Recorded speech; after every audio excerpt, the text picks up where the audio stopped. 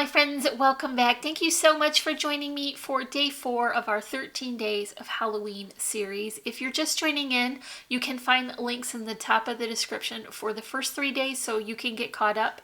Today we'll be making a loaded pocket with the Halloween Town collection from Echo Park paper and trims from Really Reasonable Ribbon. So stick with me and we'll make this together. Now you guys know that I try to share the collection that I'm working with before I get started so you can see the different pattern paper prints as well as the images, and I'm going to use this Halloween Town collection from Echo Park paper. This I picked up from the warehouse sale they had, and so I am going to create that loaded pocket, and I do make those often. I really love how I can fill them up with lots of different elements. What I don't do often is use the sticker sheet that comes with the collection. Now you guys will see me sort through the papers and I share all the different patterns and I show you the sticker sheet, and then I slowly move it off screen and plan to put it in my traveler notebook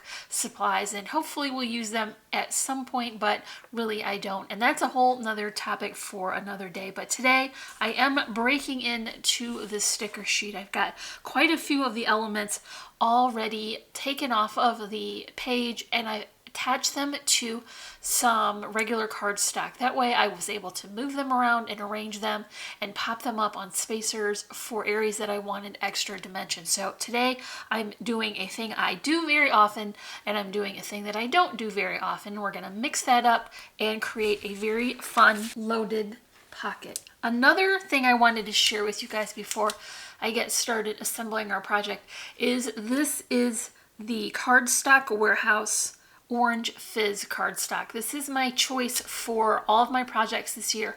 I absolutely love the vintage tone of this. It isn't so bright and stark.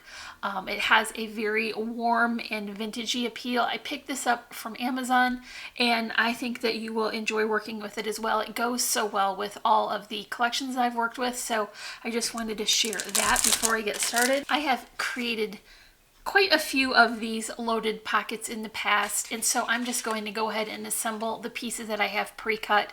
If you want a real tutorial on the actual base itself, I will link it in the description below so that you can go back and grab those measurements and see how it's assembled. But I'm just going to go ahead and get to work today because I have a lot to get through, and I'm trying to get all of this done in a reasonable amount of time so the video is not too long. So I will mention that I am using 110-pound cardstock.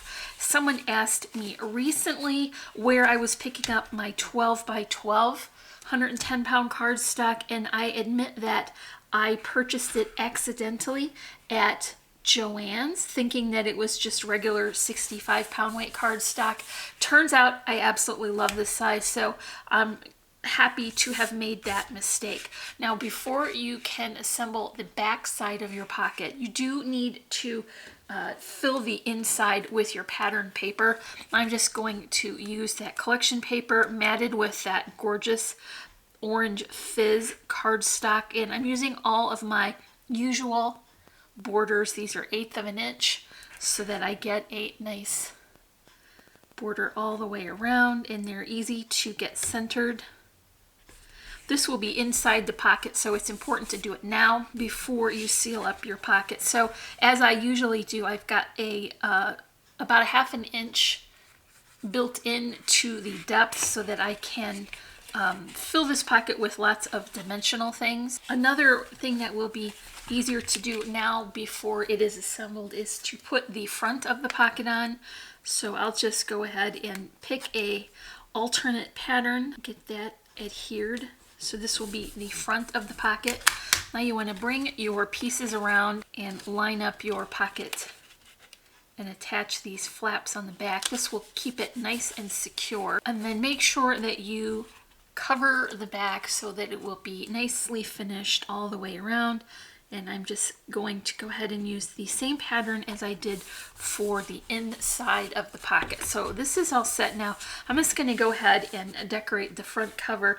I picked out this first sticker that will be my embellishment for the front of the pocket, and I have added adhesive only to the bottom portion so that I don't accidentally seal up this pocket. And I did go ahead and adhere that to cardstock and cut that back out so there won't be anything sticky on the back here. So now here are the flowers. I've created two smaller arrangements this time instead of one larger and one smaller for balance, and I'm just going to make these flowers out of that same gorgeous orange fizz cardstock so I know it will coordinate very well.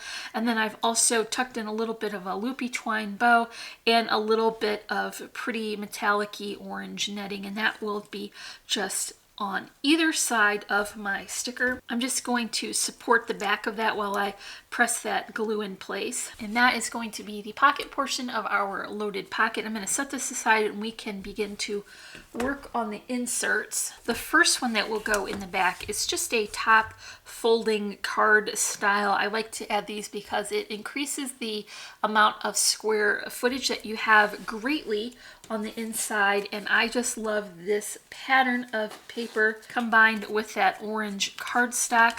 I'm going to add a tip-in to this card as I do, so I'm just going to add that before I adhere the pattern paper to the front of the insert. I did finish the inside as well with some additional pattern paper. I'll just add this to the front of my folded insert and then top it off with one of the journal cards from the collection. I thought it was very cute that those happy little pumpkin faces matched up with the pattern paper, and that bluey teal background is a really fun addition to the color scheme. So this one will be in the back. It doesn't have any dimensional layers added, so this will be a great place to add pictures and journaling, and that will tuck in to the back. Another thing that you want to do is stagger the height and the width of your inserts so that you can kind of view parts of them all at one time. It makes it a lot more interesting. So let's work on the next insert. Okay, my next insert is also going to be folding, but this time it's going to come from the side. And I picked this oh so adorable candy print paper. This is my favorite from the whole collection. I'm gonna just go ahead and cover all of the sides of this insert with it so that it has a nice finish look throughout. It also helps to add a little bit of bulk to it. They're very sturdy now with all of these paper layers. So here's where I'm going to come in with my sticker embellishment. So the first thing I want to add is a doily cut from white cardstock. This is going to help to break up a little bit of those busy paper patterns. And then I've cut a smaller doily shape from one of the collection papers. So it's very hard to tell because the pattern does not contrast too much, but it's just a purpley chevron, and I'm going to add that right to the center, so that's going to add an extra layer of detail.